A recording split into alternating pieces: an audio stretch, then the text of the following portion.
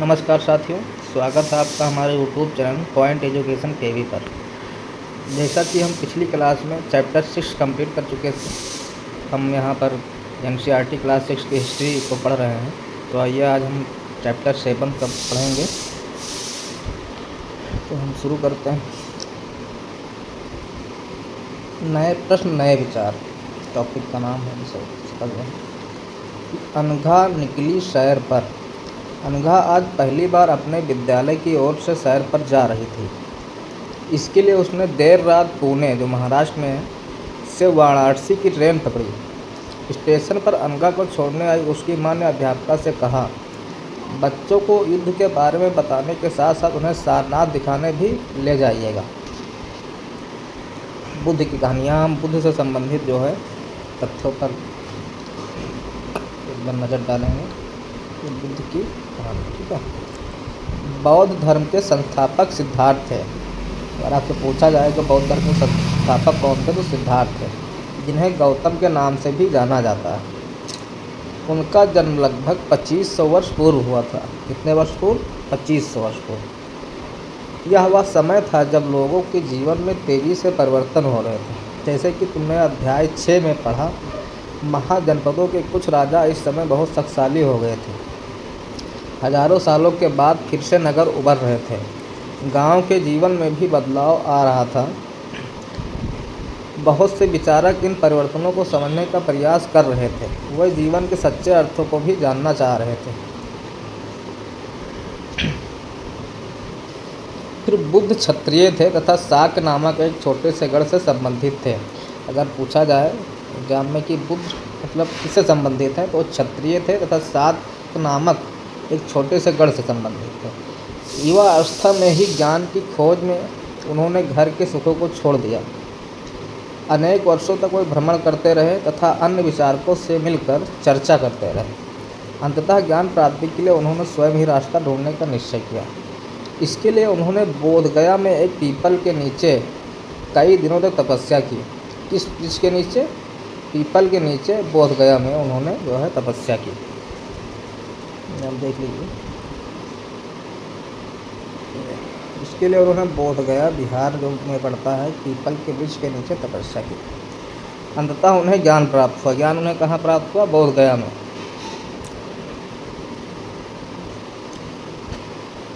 इसके बाद से वे बुद्ध के रूप में जाने गए। यहाँ से वह वाराणसी के निकट स्थित सारनाथ गए, जहाँ उन्होंने पहली बार उपदेश दिया। गौतम बुद्ध ने पहली बार उपदेश कहाँ दिया? सारनाथ में। कुशीनगर में मृत्यु से पहले का शेष जीवन उन्होंने पैदल ही एक स्थान से दूसरे स्थान की यात्रा करने और लोगों को भिक्षा देने में व्यतीत किया। बुद्ध ने शिक्षा दी कि यह जीवन कष्टों और दुखों से भरा हुआ है और ऐसा हमारी इच्छा और लालसाओं के कारण होता है। कभी कभी हम जो चाहते हैं वह प्राप्त कर लेने के बाद भी संतुष्ट नहीं होते एवं और अधिक वस्तुओं को पाने की इच्छा करने लगते हैं। बुद्ध ने इस लिप्सा को तेजा ने तृष्णा कहा। बुद्ध ने शिक्षा दी कि आत्म संयम अपनाकर हम ऐसी लालसा से मुक्ति पा सकते हैं। उन्होंने लोगों को दयालु होने तथा मनुष्य के साथ साथ जानवरों के जीवन का भी आदर करने की शिक्षा दी। वह मानते थे कि हमारे कर्मों के परिणाम, चाहे वह अच्छे हों या बुरे, हमारे वर्तमान जीवन के साथ साथ बाद के जीवन को भी प्रभावित करते हैं। बुद्ध ने अपनी शिक्षा सामान्य लोगों के प्राकृत भाषा में दी। बुद्ध ने जो अपनी शिक्षा थी वो प्राकृत भाषा में दी थी, यानी कि प्राकृत भाषा। ठीक, इससे सामान्य लोग भी उनके संदेश को समझ सकें। वेदों की रचना के लिए किस भाषा का प्रयोग हुआ? बुद्ध ने कहा कि लोग किसी शिक्षा को केवल इसलिए नहीं स्वीकार करें कि यह उनका उपदेश है, बल्कि वे उसे अपने विवेक में मापें। आओ देखिए उन्होंने ऐसा किस प्रकार किया। किस्सा गौतमी की कहानी, जो गौतमी थी उनकी कहानी यहाँ है, देखिए। यह बुद्ध के विषय में एक प्रसिद्ध कहानी है कि एक समय की बात है, किस्सा गौतमी नामक एक स्त्री का पुत्र मर गया। इस बात से वह इतना दुखी हुई कि वह अपने बच्चे को गोद में लिए नगर की सड़कों पर घूम घूम कर लोगों से प्रार्थना करने लगी कि कोई उसके पुत्र को जीवित कर दे। एक भला व्यक्ति उसे बुद्ध के पास ले गया। बुद्ध ने कहा, मुझे एक मुट्ठी सरसों के बीज लाकर दो, मैं तुम्हारे पुत्र को जीवित कर दूंगा। इससे गौतमी बहुत प्रसन्न हुई, पर जैसे ही वह बीज लाने के लिए जाने लगी, तभी बुद्ध ने उसे रोका और कहा, ये बीज एक ऐसे घर से मांग कर लाओ जहाँ किसी की मृत्यु न हुई हो। ईसा गोद में एक दरवाजे से दूसरे दरवाजे गई, लेकिन जहाँ भी गई उसने पाया कि हर घर में किसी न किसी के पिता माता भाई बहन पति पत्नी बच्चे चाचा चाची दादा दादी की मृत्यु हुई थी। यानी कि मृत्यु अटल है, मतलब गौतम बुद्ध शिक्षाएं देना चाह रहे थे कि मृत्यु जो है वो सभी के घर में आती है। मृत्यु एक सत्य है, उसे ठुकराया नहीं जा सकता। फिर जिस समय बुद्ध उपदेश दे रहे थे उसी समय या उससे भी थोड़ा पहले दूसरे अन्य चिंतक भी कठिन प्रश्नों का उत्तर ढूंढने का प्रयास कर रहे थे। उनमें से कुछ मृत्यु के बाद के जीवन के बारे में जानना चाहते थे, जबकि अन्य यज्ञों की उपयोगिता के बारे में जानने को उत्सुक थे।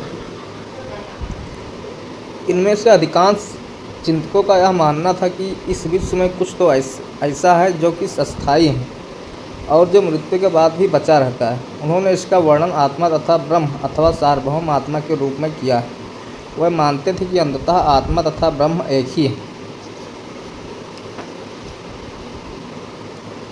ऐसे कई विचारों का संकलन उपनिषदों में हुआ है। उपनिषद उत्तर वैदिक ग्रंथों का हिस्सा थे। उपनिषद का शाब्दिक अर्थ है गुरु के समीप बैठना। उप मतलब समीप और निषद मतलब बैठना। इन ग्रंथों में अध्यापकों और विद्यार्थियों के बीच बातचीत का संकलन किया गया है। प्रायः ये विचार सामान्य वार्तालाप के रूप में प्रस्तुत किए गए हैं। बुद्धिमान भिखारी। यह वार्तालाप छंदोग उपनिषद नामक प्रसिद्ध उपनिषद की एक कहानी पर आधारित है। शौनक व प्रताड़ित नामक दो ऋषि सार्वभौम आत्मा की उपासना करते थे। एक बार ज्यों ही वे भोजन करने के लिए बैठे, एक भिखारी आया और भोजन मांगने लगा। शौनक ने कहा, हम तुम्हें कुछ नहीं दे सकते। भिखारी ने पूछा, विद्वज्जन आप किसकी उपासना करते हैं? अब प्रताड़ित ने उत्तर दिया, सार्वभौम आत्मा की। ओह, इसका मतलब आप यह जानते हैं कि यह सार्वभौम आत्मा संपूर्ण विश्व में विद्यमान है। ऋषियों ने कहा, हाँ हाँ, हम यह जानते हैं। भिखारी ने फिर पूछा, अगर यह सार्वभौम आत्मा संपूर्ण विश्व में विद्यमान है तो यह मेरे अंदर भी विद्यमान है। मैं कौन हूँ? मैं इस विश्व का एक भाग ही तो हूँ। तुम सत्य बोलते हो युवा ब्राह्मण, इसलिए हे ऋषियों, मुझे भोजन न देकर आप उस सार्वभौम आत्मा को भोजन देने से मना कर रहे हैं। भिखारी की बात की सच्चाई जानकर ऋषियों ने उसे भोजन दे दिया। इन चर्चाओं में भाग लेने वाले अधिकांशतः पुरुष ब्राह्मण तथा राजा होते थे। कभी कभी गार्गी जैसे स्त्री विचारकों का भी उल्लेख मिलता है। विद्वता के लिए प्रसिद्ध गार्गी राजदरबारों में होने वाले वाद विवाद में भाग लिया करती थी। निर्धन व्यक्ति इस तरह के वाद विवाद में बहुत कम ही हिस्सा लेते थे। इस तरह का एक प्रसिद्ध अपवाद सत्यकाम जाबाल का नाम उसकी दासी माँ के नाम पर पड़ा। किसके नाम पर? उसकी दासी माँ के नाम पर। सत्यकाम के मन में सत्य जानने की तीव्र जिज्ञासा उत्पन्न हुई। गौतम नामक एक ब्राह्मण ने उन्हें अपने विद्यार्थी के रूप में स्वीकार किया तथा वे अपने समय के सर्वाधिक प्रसिद्ध विचारकों में से एक बन गए। उपनिषदों में कई विचारों का विकास बाद में प्रसिद्ध विचारक शंकराचार्य के द्वारा किया गया, जिनके बारे में तो कक्षा 7 में पढ़ोगे। व्याकरण आदि पाणिनि, यानी यहाँ पाणिनि के बारे में कुछ व्याकरणविद हैं। इस युग में कुछ अन्य विद्वान भी खोज कर रहे थे। उन्हें प्रसिद्ध विद्वानों में एक पाणिनि ने संस्कृत भाषा के व्याकरण की रचना की। उन्होंने स्वरों तथा व्यंजनों को एक विशेष क्रम में रखकर उनके आधार पर सूत्रों की रचना की। ये सूत्र बीजगणित के सूत्रों से काफ़ी मिलते जुलते हैं। इसका प्रयोग कर उन्होंने संस्कृत भाषा के प्रयोग के नियम लघु सूत्रों लगभग 3000 के रूप में लिखे। फिर जैन धर्म के बारे में पढ़ते हैं।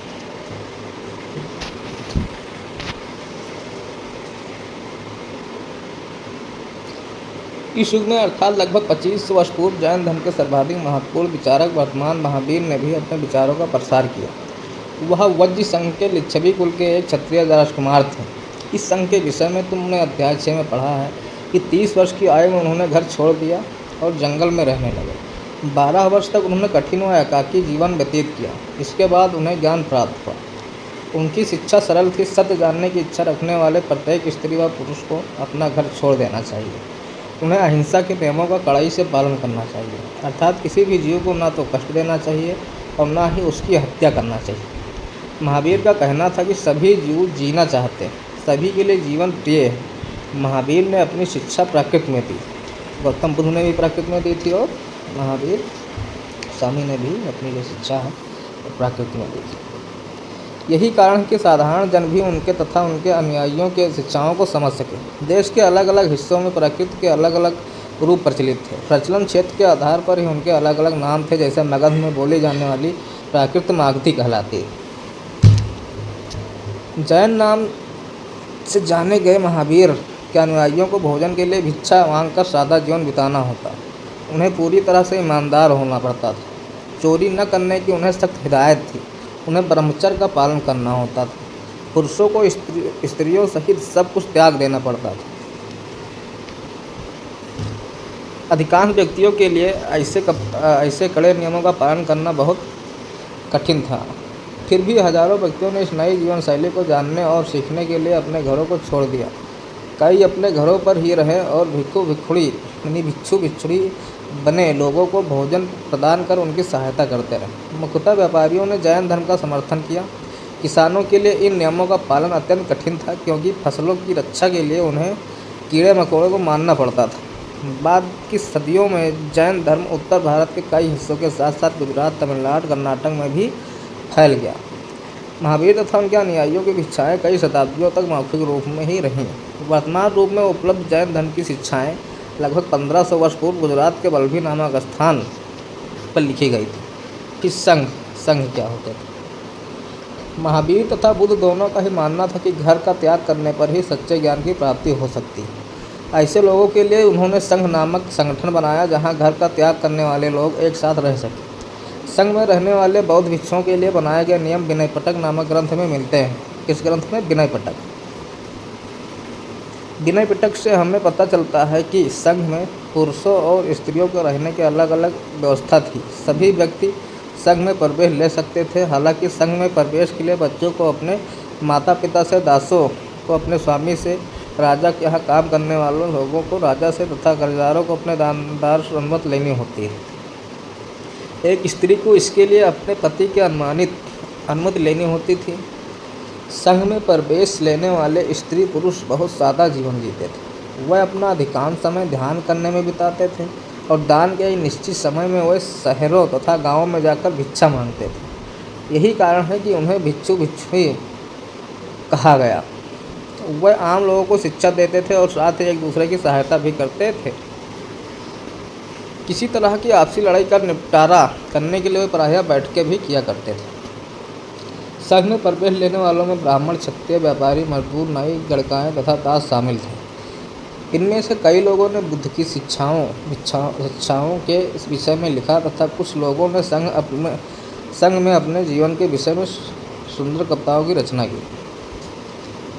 फिर बिहार।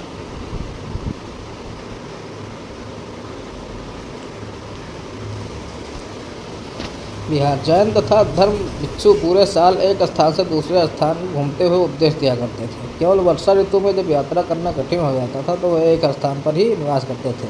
अगर पूछा जाए कि जो जैन और बौद्ध लोग जो भिक्षु थे वो कब एक जगह पर स्थान करते थे, निवास करते थे, वो वर्षा ऋतु के टाइम पे। ऐसे समय वे अपने अनुयायियों द्वारा उद्यानों से बनवाए गए अस्थायी निवासों में अथवा पहाड़ी क्षेत्रों के प्राकृतिक गुफाओं में रहते थे। जैसे जैसे समय बीतता गया, भिक्षु भिक्षुओं ने स्वयं तथा उनके समर्थकों ने अधिक अस्थायी शरणास्थलों की आवश्यकता का अनुभव किया। तब कई शरणस्थल बनाए गए जिन्हें विहार कहा गया।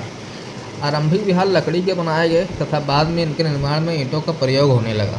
पश्चिमी भारत में विशेषकर कुछ विहार पहाड़ियों को खोदकर बनाए गए। एक बौद्ध ग्रंथ से ज्ञात है कि जिस तरह महासागरों में मिलने पर नदियों की अलग अलग पहचान समाप्त हो जाती है, ठीक उसी तरह बुद्ध के अनुयायी जब भिक्षु की श्रेणी में प्रवेश करते हैं वह अपना वर्ण, श्रेणी और परिवार सब त्याग देते हैं।